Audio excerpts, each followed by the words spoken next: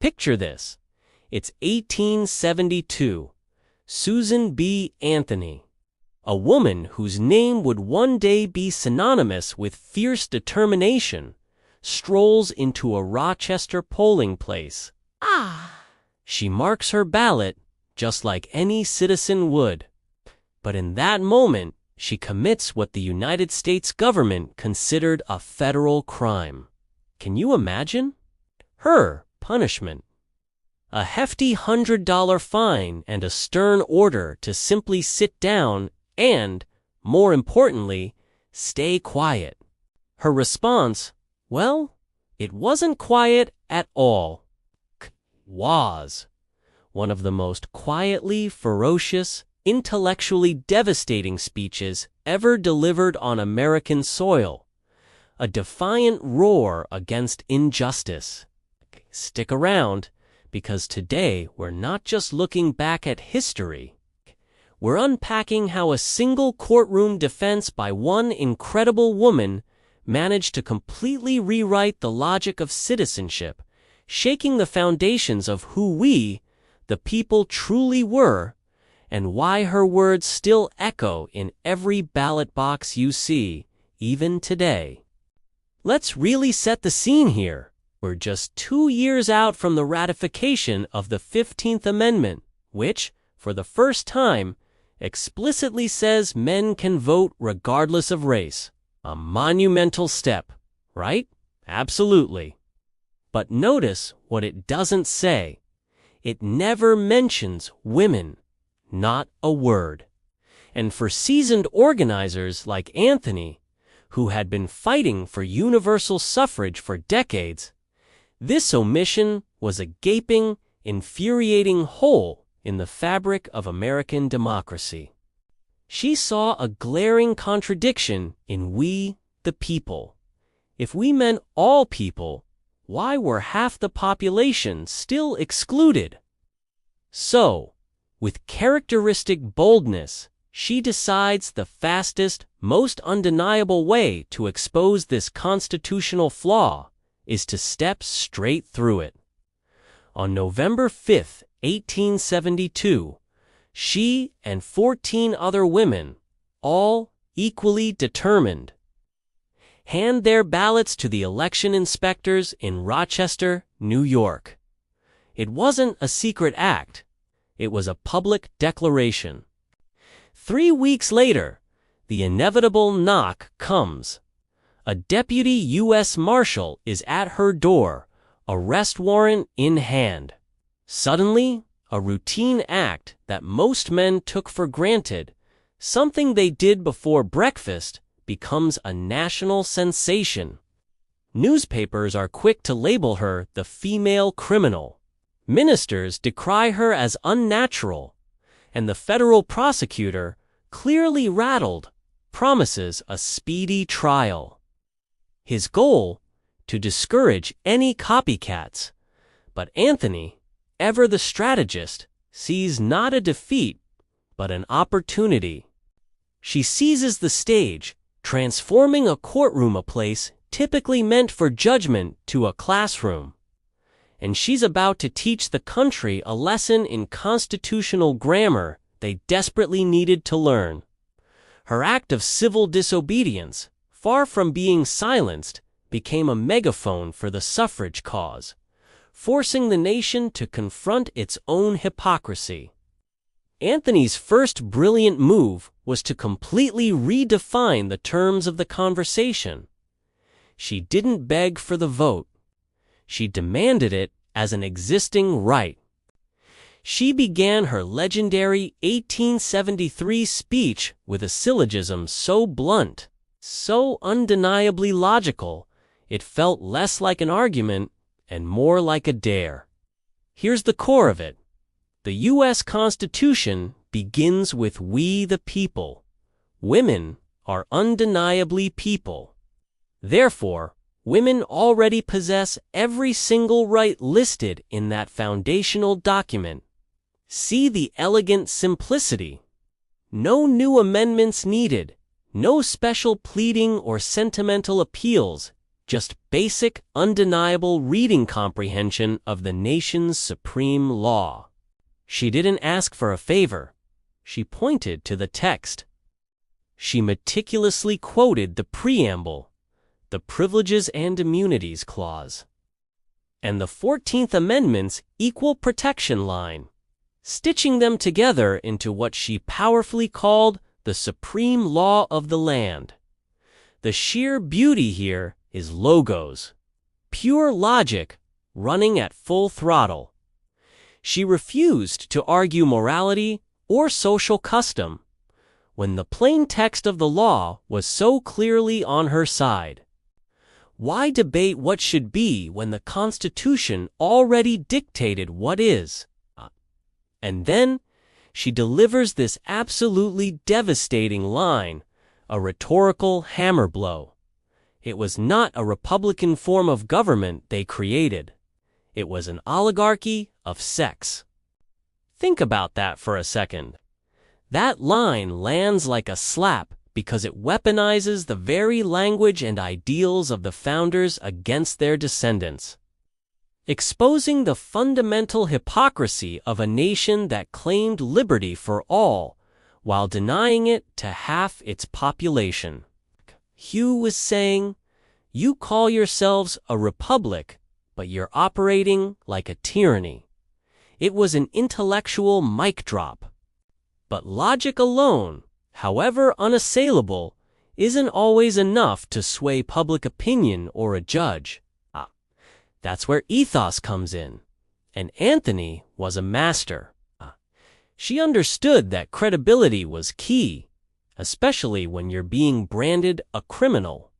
Anthony never once claimed to be a rebel in the traditional sense. It's quite the opposite. She insisted, with quiet dignity, that she was the ultimate law-abiding citizen.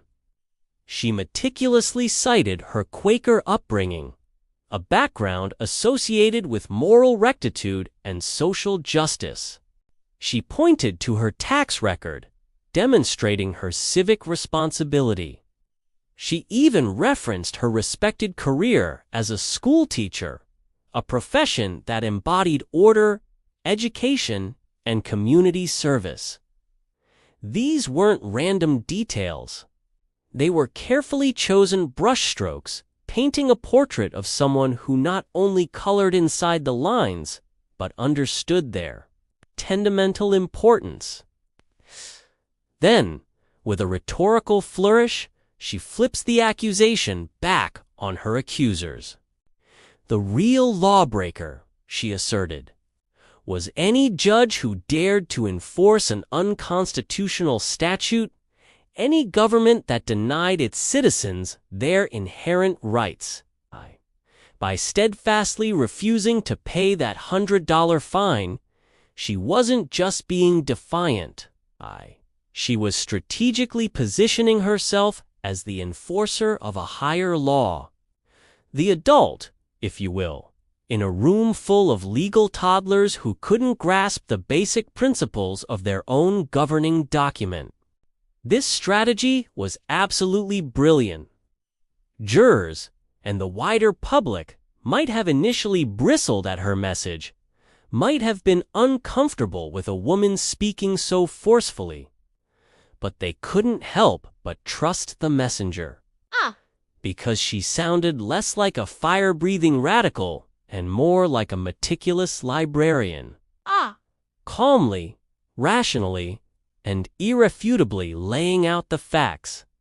She was the picture of reasoned defiance. Now, you might expect a speech like this to be overflowing with tearful pleas and emotional outbursts. But Anthony wielded pathos sparingly, almost like a rare, potent spice. She knew that raw sentimentality could easily be dismissed as female hysteria by her critics. Instead, her emotional appeals were wrapped in hard truth and undeniable injustice. She tells the poignant story of a widowed war mother, a woman whose son died fighting for the Union at Antietam, yet she herself was fined for daring to cast a ballot. This wasn't some abstract concept. It was a gut-wrenching, concrete detail that highlighted the profound hypocrisy of the nation. How could a country ask such sacrifice from its women, only to deny them the most basic right of citizenship? She asks, with quiet force, is the right to vote the only mean to secure liberty? Then what becomes of half a republic? The emotion here feels incredibly earned, precisely because it's not performative. There's no sobbing, no fainting couch dramatics. Just a searing, logical question that hits you in the gut and sticks in the throat of anyone who claims to genuinely love freedom and justice. It's an appeal not to pity, but to a deeper, more profound sense of moral outrage and intellectual consistency. She forces her audience to confront the human costs of their legal fictions. What really ties this whole masterful speech together, giving it an undeniable rhythm and relentless forward momentum, is Anthony's strategic use of repetition. It's like a drumbeat, steadily marching her listeners towards an inevitable conclusion. She repeats "we," the people, 8 times in a relatively short speech. Each iteration carefully, deliberately widening the circle of who truly counts as we.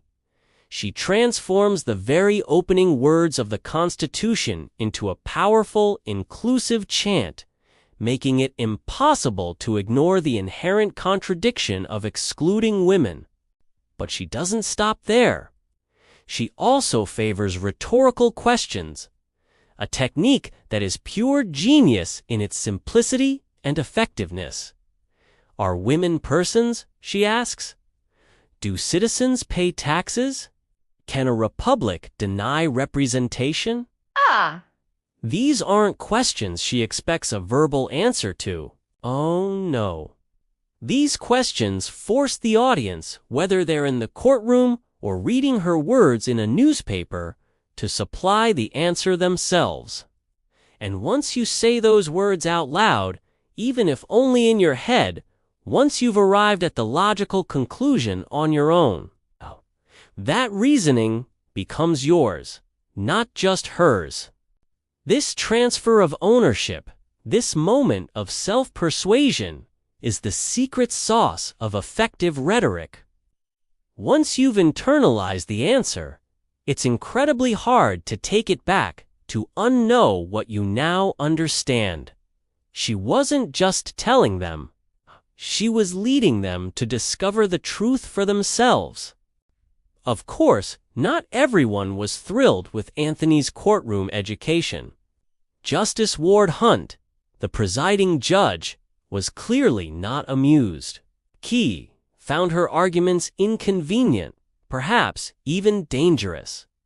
In an extraordinary move, he barred Anthony from speaking during the trial itself, effectively silencing the defendant in her own defense. Then, demonstrating a blatant disregard for judicial impartiality, he instructed the all-male jury to deliver a guilty verdict without even deliberating. The outcome was rigged from the start. After the verdict, he offered to waive the $100 fine if she would simply apologize and promise to stop her activism. Anthony, standing tall, simply smiled and politely but firmly refused. "I shall never pay $1 of your unjust penalty," she declared, her voice ringing with conviction. That single line, that unwavering defiance, was pure gold for the movement. Newspapers across the country reprinted it, turning what was meant to be a punishment into a rallying cry. Suddenly, that $100 fine became an unofficial donation box for Suffrage. Supporters, inspired by her refusal, mailed in coins, stamps, even tin pennies. transforming the government's attempt to silence her into a powerful, grassroots fundraiser for the very cause they sought to suppress. Her refusal to pay wasn't just an act of personal integrity. It was a brilliant rhetorical choice in itself. It kept the story alive, guaranteed headlines, and secured her lecture invitations for years to come, ensuring her message continued to reverberate far beyond that Rochester courtroom. So, in the short term, did the speech instantly change things? Directly. 0 laws were changed. Congress didn't rush to enfranchise women. Justice Hunt kept his robes, and Anthony, true to her word, kept her $100 because, in a truly telling move, the federal government quietly dropped its collection efforts. Why? They were genuinely afraid that if they pushed it, a higher court might actually validate her constitutional logic, setting a precedent they absolutely didn't want.